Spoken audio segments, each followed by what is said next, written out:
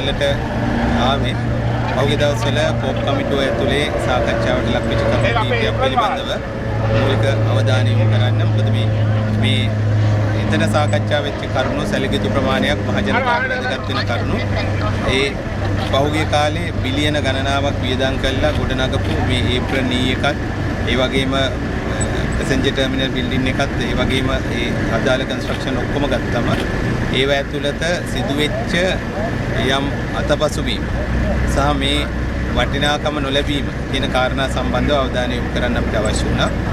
දැන් මේක නිරීක්ෂණයේදී අපිට දැනෙච්ච දේ තමයි ඇත්තටම මේක සැලසුම් කරන්නේ ඉඳලා ඒ සැලසුම මහ පොළොවේ ස්ථාපිත කිරීම දක්වා වෙච්ච ක්‍රියාවලියේ සැලකිය යුතු ප්‍රමාදයන් දුර්වලතාවයන් සහ අතපසුවීම් ගොඩාක් තියෙන එක තමයි පේන්න තියෙන්නේ. කොහොම වුණත් බොහෝ විට මේකේ කන්සල්ටන්සි ආයතනයක් ඒ වගේම එයාපෝට් ඒවියේෂන් මේ අධිකාරියත් මේ දෙක අතර තිබිය යුතු සමස්ත සම්බන්ධීකරණ ක්‍රියාවලියේ සැලකිය යුතු දුර්වලතාවයක් අපි දකිනවා.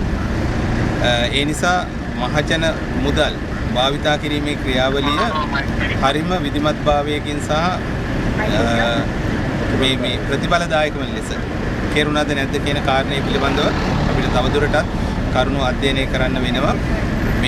දැන් මේ නතර වෙලා තියෙන තැනින් මේකේ ගොඩනැගීම් ඒ කියන්නේ ගුවන් යානා ඒ අදාළ මෙහෙයුම් සිදු කිරීමේ හැකියාව නිශ්චිත ලෙස අත්පත් කර ගැනීම සඳහා වෙච්ච ගොඩනැගීම් රාශියක් තියෙනවා සහ ඒ අන්නේකට අදාළව ඒ සිදු කරන්න යන ව්‍යාපෘතිය ඵලදායී වෙනවද නැද්ද කියන කාරණේ සම්බන්ධව නැවතත් හිතා බලලා කටයුතු කරන්න වෙනවා කියන එක තමයි අපි පැත්තෙන් කියන්න තියෙන්නේ.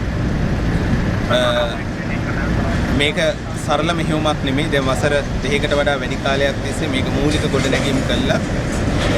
ගුවන් යානා නැවැත්වීම සම්බන්ධව තියෙන ගැටලු ගණනාවක් මෙහෙයුම් ග්‍රවුන්ඩ් මේ හැන්ඩලින් වලින් එහෙම නැත්නම් ගුවන් යානා මේ පිටින් පන්සෙන් ලබා දීලා තියෙනවා ගැටලු ගණනාවක්.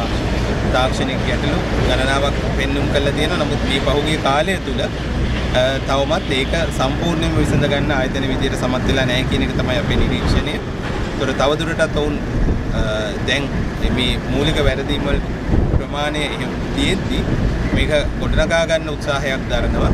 ඒ උත්සාහයට තවමත් නිශ්චිත ලෙස සම්පූර්ණ වෙලා නැතිකමක් අපි ක්‍රියාවලිය ඇතුළත දකිනවා. මේ සමස්ත ක්‍රියාවලිය ඇතුලේ තීරණ ගැනීමේ ක්‍රියාවලියේදී එහෙම නැත්නම් මේ දේශපාලන යම් අතපෙවීම් තියෙනවද නැද්ද කියන කාරණේ මේ මුදල් පරිහරණයේදී ඒ ආයතනත් එක්ක ගනුදෙනු කරපු ක්‍රියාවලියේ තියෙන ආක්‍රමිකතාවයන් පිළිබඳවත් අපි ඉදිරි කෝප් කමිටු සාකච්ඡාවලදී සම්පූර්ණ කරගන්න බලාපොරොත්තු වෙනවා.